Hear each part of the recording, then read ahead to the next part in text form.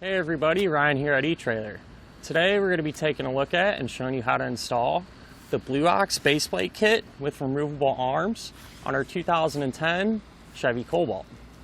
To flat tow your Cobalt down the road, there's going to be 5 main components that you're going to need. First one being the baseplate, which gives us a solid connection point to hook up our tow bar to. The tow bar is going to be that second component. It's going to connect to the base plate, run all the way up, and connect to the back of our motorhome. So that's really going to be our main connection point whenever we're towing down the road. The third one is going to be your safety cables. Now these are going to be there as a backup connection point. If a catastrophic disconnect were to happen, these would keep everything attached still. The fourth component will be tow bar wiring. So what this is going to do is transfer the lighting signals from the back of your motorhome to the back of your Cobalt. That way everyone knows your intentions as you're towing it down the road. And the last one being a braking system. So what the braking system is going to do is apply the brakes in the Cobalt whenever you apply the brakes in the motorhome. That way you can come to a more safe and predictable stop and not have to worry about the motorhome doing all the work.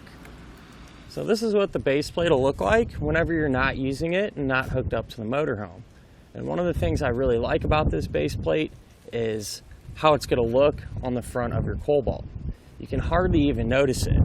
It's pretty much flush with the front of our bumper here. It doesn't take up a whole lot of space and just blends in really nicely.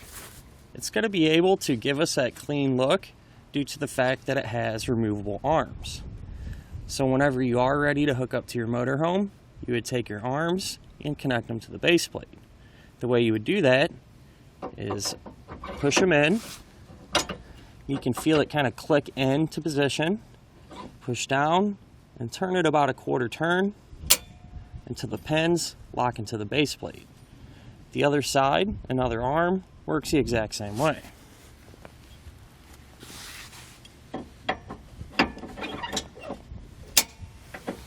So this is what it's going to look like once you have your tow bar hooked up to the base plate. It's really easy, just one pin, so it's more or less a quick connect, so you don't have to struggle with it and doesn't take you a whole lot of time. Now the base plate will work with most Blue Ox tow bars, and there's also quite a few different types of adapters available that'll allow this to pair up with other types of tow bars. So if that's your situation, you can see etrailer.com to see if there's a bracket or an adapter available to allow you to do that.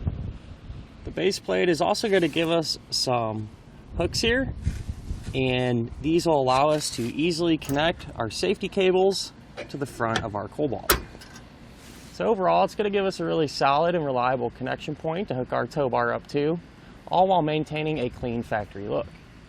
Now, as far as the installation goes, it is going to take a little bit of time, but it is all relatively straightforward, and believe it or not, everything fits together nicely. Speaking of which, let's go ahead and put the base plate on together now. To begin our installation, we're going to be working on removing our front fascia, so we'll open up our hood. First thing we're going to do is take out these 4 plastic push pin fasteners here that's securing our radiator cover. The way it works, take a trim panel tool or a flathead screwdriver, pry underneath the head of the fastener, then you can pull the base out with it as well. I'll do that same thing to get all 4 of these removed. So now if we move to the front of our wheel well opening, we're going to have 3 7mm bolts that we can remove.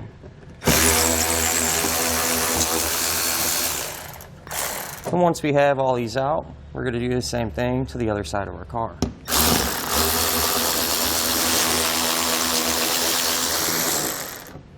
If we move to the bottom edge of our front bumper, just in front of our front tires, we're going to have another 2 7mm bolts.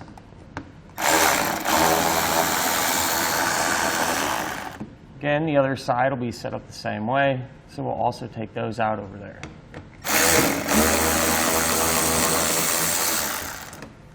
Now if we move more to the center of our car, just behind the front bumper, we're going to have two push pin fasteners that's securing our fascia to the metal bumper beam.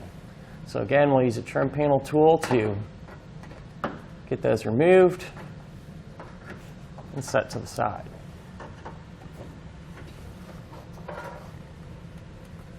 Now what we can do is move back to our wheel wells, and the liner that we unbolted, you kind of peel that back.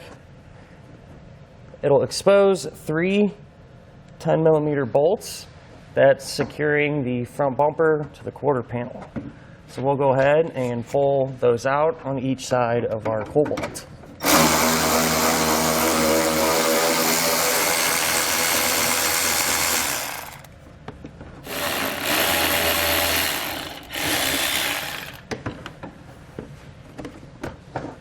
Now what we can do is get our fascia completely removed.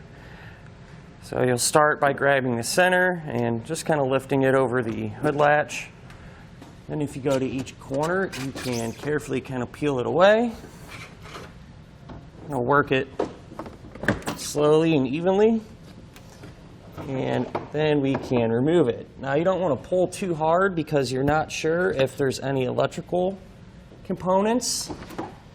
In our case, we don't have anything up here, but if you did have some wiring that was connected to the bumper, you'd simply disconnect it, and then we can set our fascia off to the side. Now on the passenger side, we're going to have a ram air intake tube right here, and what we're going to do is just remove the bolt that's securing it to the body of our vehicle. Grab a 10mm and pull it out.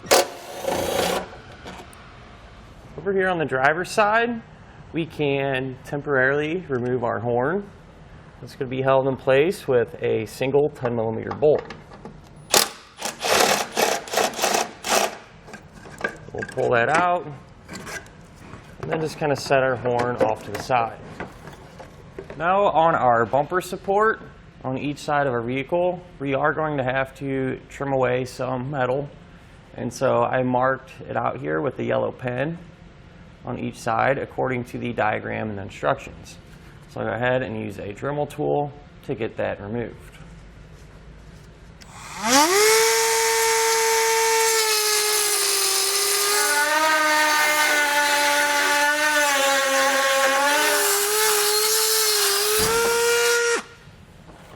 Now that we have everything trimmed out, what I like to do is just take some spray paint and put a slight layer on it just to help protect that bare metal from any rust. Now on each side, this little plastic air dam, just this area here, kind of right in front of this fastener. What we're going to do is use a pair of 10 snips to cut that straight across to give us some more room for the base plate.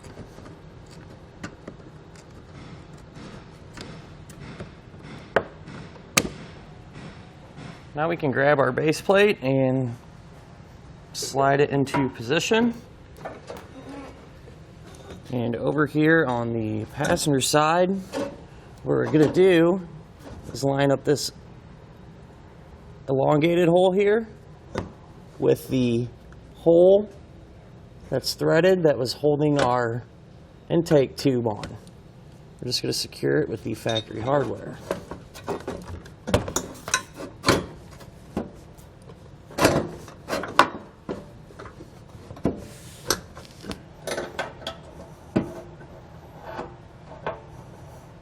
On the driver's side, we're going to hold our base plate secure using a clamp. That way it pulls it nice and tight to the frame. And on each side, you want the base plate to sit up flush against the bumper beam. And you also want the base plate to be as far forward towards the front of the car as possible. Now what we can do over here on the driver's side is use the base plate as a template and drill out all 5 holes to the size indicated in our instructions.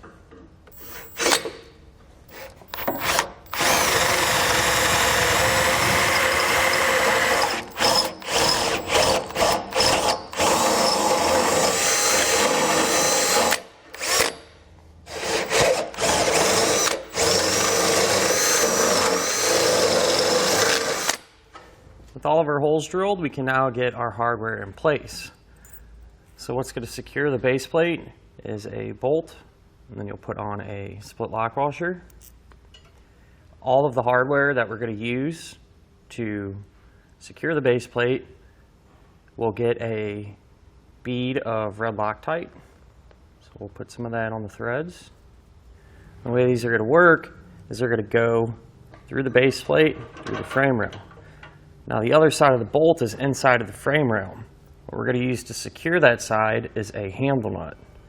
So the way we're going to get these in the frame rail is through this opening right here.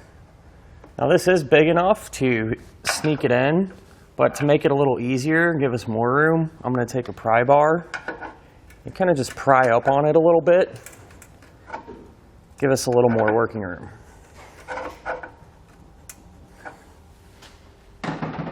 So with that being said, we can get our handle nut inside. Now, in some cases, you may need to kind of bend the handle nut to get it to line up appropriately with the corresponding hole in the base plate. So it may take a couple times of trial and error to get everything lined up. Sometimes too, if you pull the bolt out, you can line up the handle nut a little bit better if you look inside.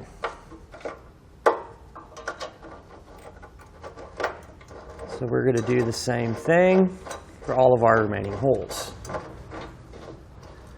So this is what it looks like once we have all of our hardware in place. Now one thing I do want to point out for this bolt here, this was the hole in the base plate that was elongated.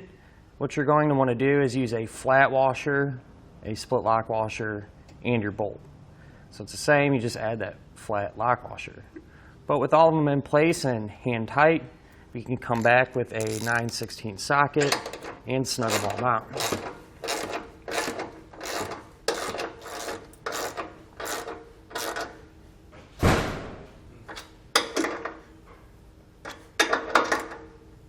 The passenger side is more or less set up the exact same way, except we're only going to drill 4 holes.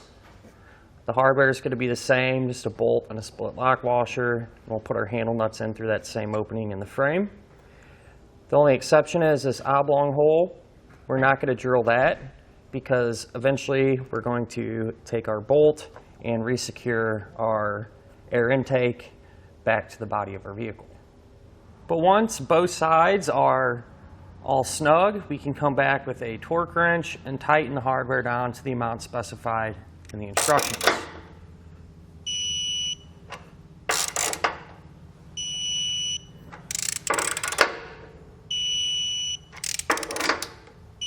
Now with all of our bolts torqued down, we can come back with a pair of snips and cut off the remaining portion of our handle nuts.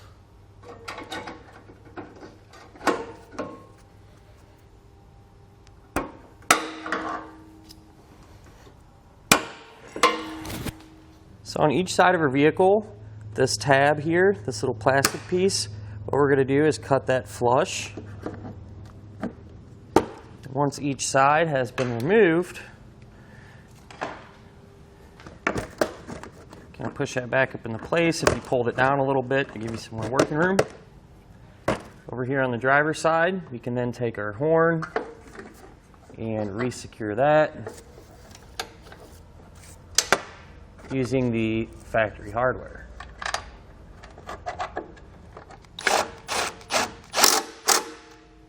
Over here on the passenger side, now we can reinstall our air intake.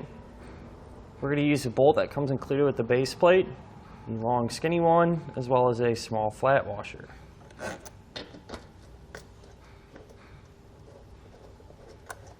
So we get it going, we can go ahead and snug it down.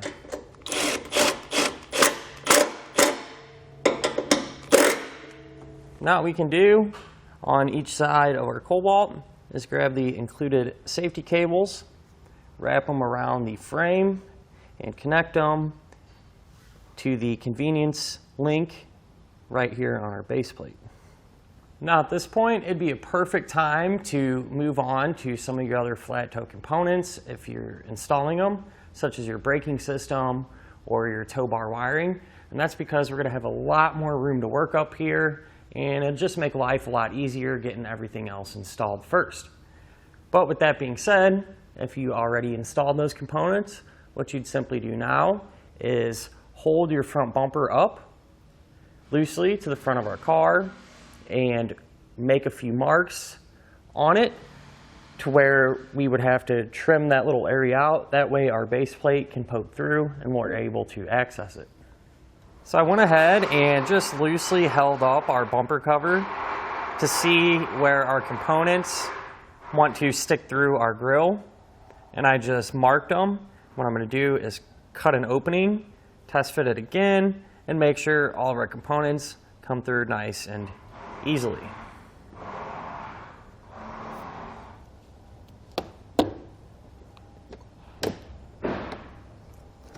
So I also went ahead and trimmed out an opening here in the center. That way our wiring and our other braking system components would be able to come through and we'd have access to them. So I went ahead and slid our bumper cover back into position, and now we can resecure and put the front end back together the opposite way that we removed it. And that'll finish up our look at and our installation of the Blue Ox baseplate kit with removable arms on our 2010 Chevrolet Cobalt.